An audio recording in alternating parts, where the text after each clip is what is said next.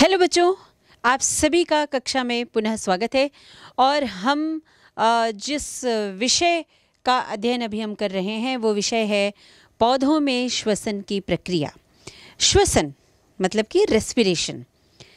ये एक तरह से देखा जाए तो इसमें जो जैविक रासायनिक अभिक्रिया होती है, जिसको हम बायोकेमिकल रिएक्शंस कहते हैं, वो जो प्रक्रिया होती है उस प्रक्रिया में आपने देखा है अब तक कि ऑक्सीडेशन या ऑक्सीकरण की प्रक्रिया यहाँ पर होती है। और ऑक्सीडेशन किसका होता है? किसी न किसी सबस्ट्रेट का होगा, किसी न किसी पदार्थ का होगा।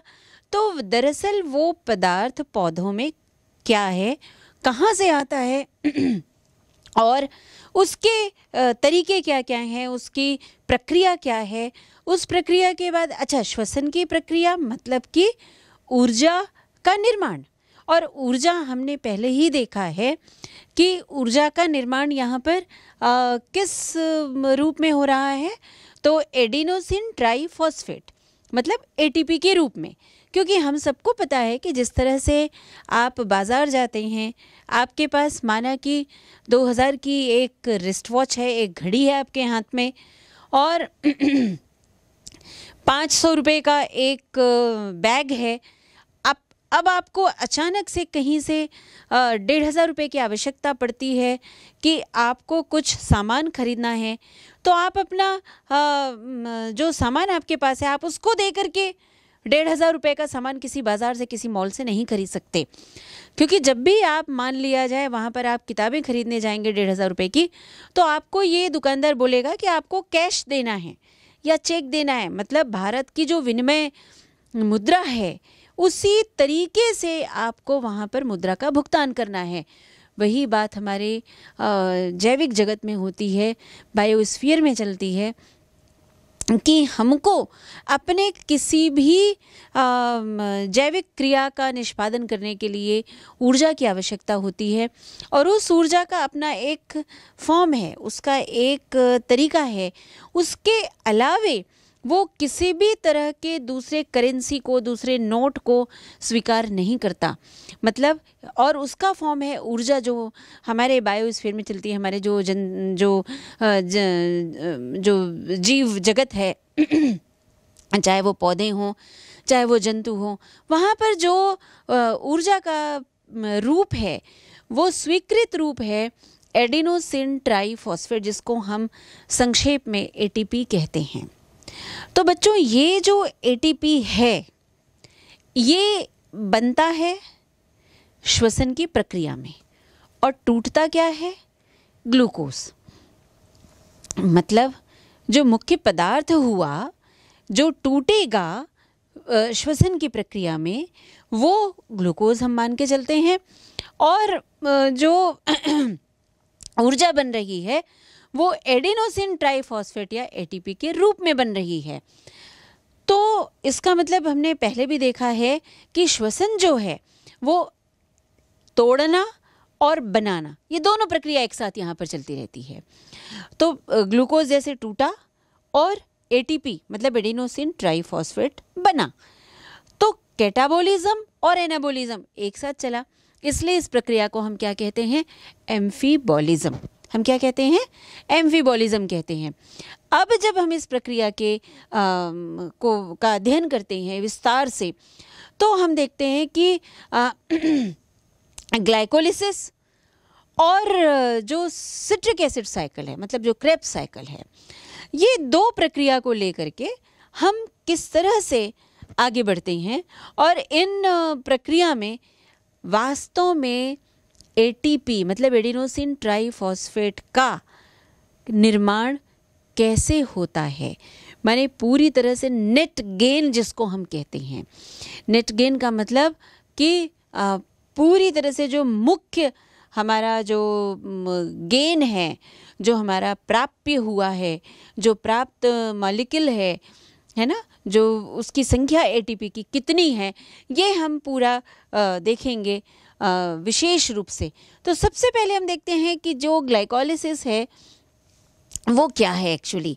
तो ग्लाइकोलिसिस को हमने देखा, उसमें ऑक्सीजन की आवश्यकता नहीं पड़ती है, वहाँ पर आंशिक ऑक्सीकरण हो रहा है ग्लूकोज का। और अंत में आप देखिए, ये ग्लाइकोलिसिस की जो पूरी प्रक्रिया है, ये शुरुआत हुई है ग्लूकोज से और इसका अंत हुआ है पायरुविक एसिड से। तो पायरुविक एसिड अंत में बन रहा है ग्लूकोज से, और इस प्रक्रिया में एटीपी कितने बन रहे हैं ये हम लोग थोड़ी गणना करते हैं, हम लोग कैलकुलेट करते हैं। तो ग्लाइकोलिसिस में देखिए 3 स्टेप थे। सबसे पहला तो था कि जिसको हम बोलते थे कि फॉस्फोराइलेशन, माने फॉस्फेट का जुड़ना। फॉस्फोराइलेशन का मतलब होता है कि फॉस्फेट मॉलिक्यूल का जुड़ना। तो जब ये फॉस्फोराइलेशन हुआ और डिहाइड्रोजिनेशन हुआ, तब वहाँ पर देखिए आप 2 NADH+H+ मॉलिक्यूल बने, मतलब NADH2 के 2 मॉलिक्यूल यहाँ पर बन गए। अब एक NADH2 से 3 ATP निकलते हैं। कितने निकलते हैं? एक NADH2 से कितने ATP बनते हैं? 3 ATP। मतलब यहाँ पर अब कितने बन गए? 6 बन गए। ठीक है, सभी को समझ आई ये बात? जब फॉस्फोराइलेशन हो रहा है बिल्कुल शुरुआत में ही, है ना, तो आप देखेंगे कि पहले तो फॉस्फोराइलेशन हो रहा है और डिहाइड्रोजनेशन हो रहा है, तो वहाँ पर NADH बन रहा है। अब ये जो NADH है 2 बने हैं और 1 से 3 ATP बनता है, मतलब 6 ATP यहाँ पर बन गए। फिर देखिए कि 1,3 डाइफॉस्फोग्लिसरल 1,3 डाइफॉस्फोग्लिसरिक एसिड से 3 फॉस्फोग्लिसरिक एसिड बन रहा है। मतलब फिर एक फॉस्फोरस कम हो गया, डाई था और अब सिंगल हो गया, 2 था 2 से 1 हो गया, तो फिर यहाँ पर एक ATP बना। मतलब ATP के कितने यहाँ पर मॉलिक्यूल बन रहे हैं? आप देखिए 2 बन रहे हैं। और लास्ट में देखिए जो फॉस्फोइनॉल पाइरुवेट है, तो फॉस्फोइनॉल पाइरुवेट से जब पाइरुविक एसिड बना है तब वहाँ पर 2 ATP बने। हम फिर से देखेंगे कि फॉस्फोराइलेशन और डिहाइड्रोजिनेशन, मतलब फॉस्फेट का यहाँ पर एडिशन हो रहा है, डिहाइड्रोजिनेशन एक साथ हो रहा है और NADH2 बन रहे हैं। ये देखिए इस स्टेप में तो NADH2 बना, 2 मॉलिक्यूल बना, 6 ATP निकल गए। अब 1,3 डाइफॉस्फोग्लिसरिक एसिड से 3 PGA मतलब 3 फॉस्फोग्लिसरिक एसिड बनता है, तो आपको 2 ATP बन रहा है। और फिर लास्ट का स्टेप है PP या फॉस्फोइनॉल पाइरुवेट। जब पाइरुविक एसिड्स में तब्दील हो रहा है तब वहाँ पर 2 ATP बन रहे हैं। मतलब अब आप काउंट करिए कि हमने कितना किया, तो 6 NADH2 से आ गए और 2 बने आपके, जब 1,3 डाइफॉस्फोग्लिसरिक एसिड जो है वो 3 PGA में कन्वर्ट हो रहा है तब 2 बने, और PP से PA में मतलब पाइरुविक एसिड में बदलने में 2 बने, तो 10 हो गए। लेकिन बिल्कुल पहला स्टेप देखिए, जब क्या हो रहा है, ग्लूकोज में फॉस्फेट ऐड हो रहा है, तब ATP वहाँ पर उपयोग हो रहा है, कंज्यूम हो रहा है। तो मतलब 2 ATP यहाँ पर निकल गए। तो बने हमारे पास कितने? 6 बने NADH2 से और 2 बने, एक फॉस्फोग्लिसरिक एसिड के कन्वर्जन में बने और एक पाइरुविक एसिड के बदलने में बने। तो मतलब 4 और 6 10, तो 10 बने, उसमें से 2 जो हैं वो उपयोग में आ गए। तो ग्लाइकोलिसिस में कुल हमारे पास जो ATP आया वो कितना आया? 8 आ गया। लेकिन हम ग्लाइकोलिसिस का जो प्राप्य बोलते हैं, जो मुख्य प्राप्य मॉलिक्यूल ATP का होता है वो 2 होता है, मतलब नेट गेन जो होता है वो 2 होता है। तो 8 बच रहे हैं और नेट गेन हम 2 लिख रहे हैं, तो 6 आखिर जा कहाँ रहे हैं? बच्चों बहुत बड़ा सवाल है, सारी प्रतियोगी परीक्षाओं का ये सवाल है, आपके बोर्ड का भी ये सवाल है। ध्यान से सुनिएगा, ये जो 6 ATP का जो चक्कर है ये यहाँ पर देखिए कहाँ जा रहा है, क्योंकि ये रेस्पिरेटरी चेन ऑक्सीडेशन में जा रहा है। मतलब ये कहाँ चला जा रहा है, ETS में चला जा रहा है। तो ये वहां पर रिलीज होगा। और ग्लाइकोलिसिस में बिना ऑक्सीजन के जो प्रोसेस हो रही है, जो प्रक्रिया चल रही है, यहाँ तो केवल 4 ही ATP रहेंगे और 4 में से 2 उपयोग में आ गए तो बचे कितने, 2। तो ये 6 बनेंगे NADH2 से, पर वो ETS में चले जाएंगे, इलेक्ट्रॉन ट्रांसपोर्ट सिस्टम में चले जाएंगे। ये बात समझ आ गई।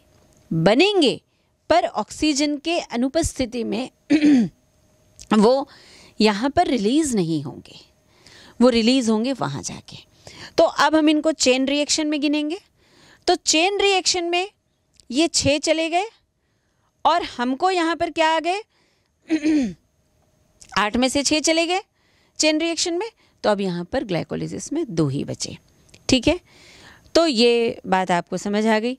अब हम देखते हैं कि जो सिट्रिक एसिड है, सिट्रिक एसिड साइकिल में क्या हो रहा है, वहाँ पर कैसे कैसे ATP बन रहे हैं। तो सिट्रिक एसिड में देखिए कि ऑक्जेलोसक्सेनिक एसिड जो बन रहा है वो आइसोसिट्रिक एसिड से आया। तो यहाँ पर भी अब क्या हो रहा है, अब यहाँ पर रेस्पिरेटरी का जो ऑक्सीडेशन है वो चेन ऑक्सीडेशन हो रहा है, मतलब एक श्रृंखला में इसका ऑक्सीकरण होता जा रहा है। तो सबसे पहले यहाँ पर 6 बन गए। ठीक है, फिर अल्फा कीटोग्लूटारिक एसिड से बने NADH2, मतलब 2 बन रहे हैं तो फिर 6 बन गए। सक्सिनिल कोएंजाइम जहाँ आ रहा है वहाँ देखिए कि फिर वहाँ पर 2 ATP बने, और FADH2 जहाँ बन रहा है वहाँ पर 2 मॉलिक्यूल से आपके 6 निकल गए, और 6 हमने चेन रिएक्शन वाला ले लिया। तो यहाँ पर कुल मिला के कितने हो गए, हमको 24 मिल गए। ठीक है, और 24 में से आप देखिए कि अब हम इसको फिर से कंबाइन करते हैं। तो जब हम इसका पूरा कैलकुलेशन करते हैं तो ये 24 और जो 6 चेन रिएक्शन में एस्केप हुए थे, आ गए थे, वो 6, तो ये हो गए 30, और 8 हमने गिने थे कहाँ पर, ग्लाइकोलिसिस में जो बने थे। तो कुल मिला के हमको कितने मिले, 38 ATP मिले। ये याद रखिएगा कि पूरी श्वसन की प्रक्रिया में हमको 38 ATP मिले। ठीक है, तो इसको हम फिर से एक बार देखेंगे कि हमारे पास 10 ATP ग्लाइकोलिसिस से आए, जिसमें कि 6 चले गए चेन ऑक्सीडेशन में, 4 बचे, 4 में 2 प्रयुक्त हो गए तो 2 नेट गेन हुए। अब ऑक्सीडेटिव साइट्रिक एसिड में हम देखते हैं कि वहाँ 2 NADH2 बने तो 6 आए, और फिर सिट्रिक एसिड से हमको पूरे 24 ATP मिले, तो 24 और 6 30 हुए, और ऊपर के ग्लाइकोलिसिस के 8, तो हमको कुल जो ATP का निर्माण हुआ वो कितना हो गया, 38 का हो गया। ठीक है, तो इस ATP के निर्माण की संख्या के बाद अब हम अगले चरण में प्रवेश करेंगे कि अभी तक जो हमने देखा था वो क्या देखा था कि अगर ग्लूकोज टूटता है तो पायरुविक एसिड बनने में कौन सी प्रक्रिया चल रही है ग्लाइकोलिसिस में, और सिट्रिक एसिड साइकिल में क्या हो रहा है। आगे हम देखेंगे कि श्वसन का जो गुणांक है, जो रेस्पिरेटरी क्वेशेंट हम जिसको कहते हैं, उसका अर्थ क्या है। हेलो बच्चों, अब हम फिर से देखते हैं कि जो एम्फीबोलिक शब्द हमने लिया, जिसमें कि हम कैटाबोलिक और एनाबोलिक दोनों ही प्रक्रिया को एक साथ समावेशित करके चल रहे हैं, उसमें पूरी तरह से ऊर्जा का बनना एडिनोसिन ट्राइफॉस्फेट मॉलिक्यूल के रूप में एक एक स्टेप के बाद कैसे संपादित हुआ। तो ये आप देख रहे हैं, बिल्कुल स्पष्ट रूप से आपको एक टेबल दिख रही है जिसमें श्वसन के जो स्टेजेस हैं, जो अवस्थाएं हैं, वो एक तरफ लिखा है। इसका जो ऊर्जा का स्रोत है वो आपको दूसरे कॉलम में दिख रहा है, और जो एडेनोसिन ट्राइफॉस्फेट की संख्या है वो आपको तीसरे कॉलम में दिख रही है। श्वसन के स्टेजेस में देखिए, हम ग्लाइकोलिसिस को देखते हैं तो उसमें सीधे जो एटीपी का निर्माण हुआ है वो 2 हुआ, और उसके बाद 2 मॉलिक्यूल हुए हैं NADH2, जिससे कि 6 एटीपी हमको मिले, मतलब कुल मिला के 8 बने। अब जो पायरुविक एसिड से एसिटिल कोएंजाइम बना,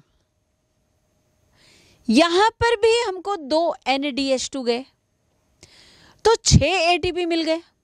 और सिट्रिक एसिड साइकिल में देखिए 6 NADH2 बन रहे हैं, तो 6 मतलब 1 से 3 एटीपी बने, तो 6 × 18 हो गए, और 2 FADH2 आपको दिख रहा है यहाँ पे, तो यहाँ 4 बन गए, और डायरेक्ट बने यहाँ पर 2 एटीपी।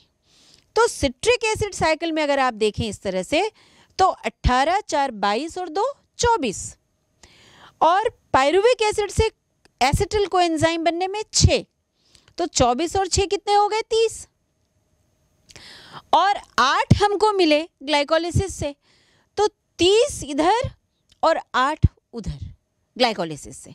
कुल मिला के हमारा जो प्राप्य मॉलिक्यूल हुआ वो कितना हो गया? 38 हो गया। यही प्रतियोगी परीक्षाओं में, नीट में आपसे पूछा जाता है कि ये बिल्कुल स्पष्ट रूप से आपके दिमाग में होना चाहिए कि कब, कहाँ, किस अवस्था में आपको कितने एटीपी निकल रहे हैं। ठीक है, अब हम आगे बढ़ते हैं कि एम्फीबोलिक पाथवे में, जिसमें हमने देखा कि बन भी रही हैं चीज़ें और टूट भी रही हैं, मतलब वो कैटाबोलिक भी है और वो एनाबोलिक भी है। तो बहुत सारे प्रोडक्ट आपस में बने, इस पूरी प्रक्रिया में बहुत सारे निर्माण हुए। तो उसमें जब हम देखते हैं तो वो इंटरमीडिएट मतलब मध्यस्थ मॉलिक्यूल्स बनते हैं। मध्यस्थ मॉलिक्यूल्स जो बन रहे हैं वो क्या क्या हैं? तो ये देखिए आप, एसिटिल कोएंजाइम ए हुआ, और एसिटिल कोएंजाइम ए जो है वो क्या है एक्चुअली, वो क्या बन रहा है, किसको वो रिप्रेजेंट कर रहा है, वो किसको इंडिकेट कर रहा है, क्या दिखा रहा है, क्या दर्शा रहा है? तो एसिटिल कोएंजाइम ए जो है वो है कच्चा पदार्थ। एक तरह से आप देखिए कि टर्पिन जो होते हैं, मोनोटर्पिन, डाइटर्पिन्स बायोमोलिक्यूल होते हैं, जिब्रेलिन है, कैरोटीनॉइड्स हैं, ये सब उसके कच्चे पदार्थ हैं। एसिटिल कोएंजाइम वहाँ से बन रहा है। फैटी एसिड्स हैं, एसिटिल कोएंजाइम से बनेंगे। सक्सिनिल कोएंजाइम जो है वो कच्चे पदार्थ होते हैं साइटोक्रोम के होते हैं। फिर ऑक्जेलिक एसिड जो है वो एल्केलॉइड्स के होते हैं, पिरिमिडिन्स के होते हैं, ये कच्चे पदार्थ हैं। Oxalic acid, alpha keto acid जो है वो अमाइनो एसिड के कच्चे पदार्थ बनते हैं, अल्फा कीटो जो एसिड्स होते हैं। तो ये जितने भी मध्यस्थ अणु बने हुए हैं, यहाँ पे मॉलिक्यूल्स बने हुए हैं, ये सब के सब किसी न किसी बायोमॉलिक्यूल को, मतलब किसी न किसी जैव अणु को बना रहे हैं, बायोमॉलिक्यूल्स को बना रहे हैं। अब ये जो मॉलिक्यूल्स बन रहे हैं ये हमारे लिए उपयोगी तो हैं ही, और एटीपी का भी निर्माण हमने देख लिया। तो अब जो बची है बात श्वसन प्रक्रिया में, वो बहुत ही मुख्य बात ये बची है जिसको हम कहते हैं श्वसन गुणांक या रेस्पिरेटरी क्वोशिएंट। तो आइए अब हम देखते हैं रेस्पिरेटरी क्वोशिएंट या श्वसन गुणांक। श्वसन गुणांक हम किसको कहते हैं? श्वसन गुणांक हम कैसे इसको परिभाषित करेंगे कि श्वसन गुणांक क्या है? दरअसल जो श्वसन गुणांक है वो किसी एक श्वसन पदार्थ, जिसको हम सबस्ट्रेट कहते हैं, क्योंकि श्वसन का एक एंजाइम होता है और एंजाइम के लिए एक पदार्थ चाहिए होता है, एक सबस्ट्रेट चाहिए होता है जिस पे वो काम करे। तो जो पूरी तरह से जब ऑक्सीडाइज होता है कोई सबस्ट्रेट, कोई पदार्थ, तो जितनी ऊर्जा निकलती है उसका एक फिक्स रेशियो होता है, उसका एक निश्चित अनुपात होता है जिसको हम श्वसन गुणांक कहते हैं। तो श्वसन गुणांक अलग अलग हो सकते हैं। हम मुख्यतः 3 पदार्थों को लेते हैं श्वसन के लिए। एक है फैट, दूसरा है कार्बोहाइड्रेट और तीसरा है प्रोटीन। आप देख रहे हैं फैट, कार्बोहाइड्रेट और प्रोटीन। जब ये फैट, कार्बोहाइड्रेट और प्रोटीन हमने यहाँ से लिया, तो आप यहाँ क्या देख रहे हैं कि फैट को अगर हम देखें तो फैट किस में टूटेगा? फैटी एसिड और ग्लिसरॉल में टूटेगा।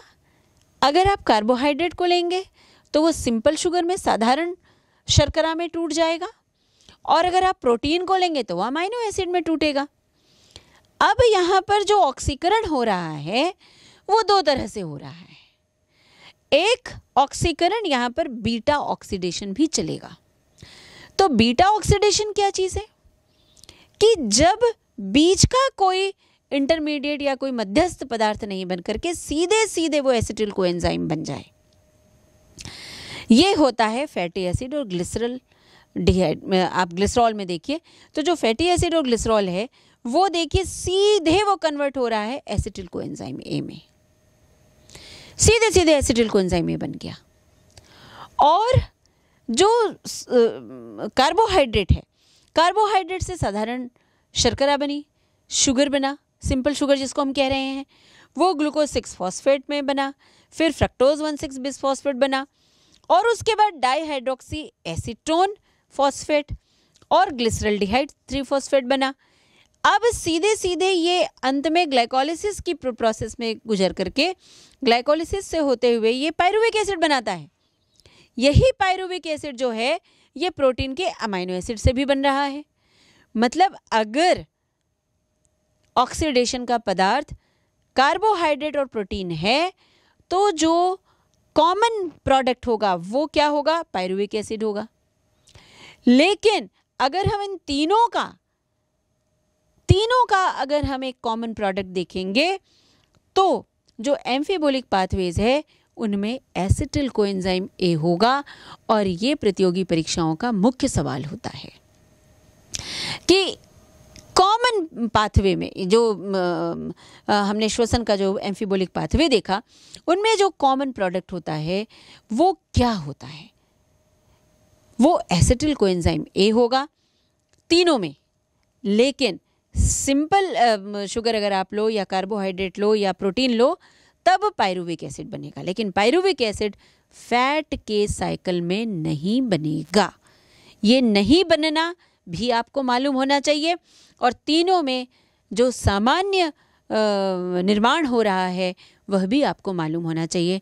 तो तीनों में जो कॉमन प्रोडक्ट है वो एसिटिल कोएंजाइम ए है, और फैट और प्रोटीन में कॉमन जो प्रोडक्ट है वो पायरुविक एसिड है, क्योंकि पायरुविक एसिड का निर्माण फैट के पाथवे में नहीं हो रहा है। अब हम देखते हैं जो श्वसन का गुणांक है, रेस्पिरेटरी क्वोशिएंट है, वो 1 कब होता है, 1 से कम कब होता है, 1 से ज़्यादा कब होता है, और 0 कब होता है, या अनंत कब होता है। 5 चीज़ें आपको बताई मैंने। 1 से कम, 1 से ज़्यादा, 0 और अनंत। याद रहेगा? 1 से ज़्यादा, 1 से कम, 0 और अनंत। ठीक है। तो अब हम देखते हैं रेस्पिरेटरी क्वोशिएंट 1 कब होता है? जब पूरी तरह से ऑक्सीकरण हो गया तब वो 1 होगा, तब उसका जो क्वोशिएंट है वो 1 होगा, कंप्लीटली ऑक्सीडाइज्ड। लेकिन 1 से कम कब होगा? जैसे मान लिया जाए हमने हाइड्रोजन को लिया, पूरी तरह से वो ऑक्सीडाइज्ड हो गया, या किसी और सबस्ट्रेट को लिया, पूरी तरह से ऑक्सीडाइज्ड हो गया, तो वो 1 होगा। 1 से कम कब होगा? जब वो फैट और प्रोटीन होगा, तो 1 से कम होगा। 1 से ज़्यादा कब होगा? जब वो ऑक्जेलिक एसिड या मैलिक एसिड जैसे अम्ल होंगे। और किसी सक्यूलेंट प्लांट में, मतलब जैसे कैक्टस हुआ, इस तरह के जो पौधे होते हैं उनमें जो है ये रात में शून्य हो जाता है, क्योंकि कोई CO2 का एब्जॉर्प्शन होता ही नहीं है वहाँ पे, कार्बन डाइऑक्साइड अवशोषित ही नहीं हुआ। और RQ जो है, जो श्वसन गुणांक है, वो अनंत तक पहुँच जाता है। कब? जब ऑक्सीजन ही एब्जॉर्ब नहीं होता। 2 अवस्थाएं, अगर कार्बन डाइऑक्साइड अवशोषित नहीं हुआ तो RQ 0, अगर ऑक्सीजन एब्जॉर्ब नहीं हुआ तो RQ अनंत। फैट है, प्रोटीन है 1 से कम, फैटी एसिड है, ऑक्जेलिक एसिड है, मैलिक एसिड है 1 से ज़्यादा, पूरी तरह से ऑक्सीडाइज हो गया है 1। ठीक है, पदार्थ का पूरी तरह से ऑक्सीडेशन होना 1, फैट या प्रोटीन का ऑक्सीडेशन 1 से कम, मैलिक एसिड, फैटी एसिड का ऑक्सीडेशन होना 1 से ज़्यादा, कार्बन डाइऑक्साइड का अवशोषित नहीं होना 0, ऑक्सीजन का अवशोषित नहीं होना अनंत। तो इन तथ्यों के साथ हम अपनी जो श्वसन प्रक्रिया थी पौधों में, जिसका हमने अध्ययन किया, आज उसका समापन होता है। और इस पूरे अध्याय को आप सिर्फ इसलिए ना पढ़ें कि ये आपके पाठ्यक्रम का एक भाग है, वरन ये जीवन का एक भाग है। आपको श्वसन के बारे में, श्वसन के विषय में, श्वसन गुणांक के विषय में, एडेनोसिन ट्राइफॉस्फेट या ऊर्जा के मॉलिक्यूल के बारे में पूरी जानकारी अत्यंत आवश्यक है। इस लगन के साथ आप इसको पढ़ें और अपनी सारी परीक्षाओं में सफलता हासिल करें। धन्यवाद, शुभकामनाएं।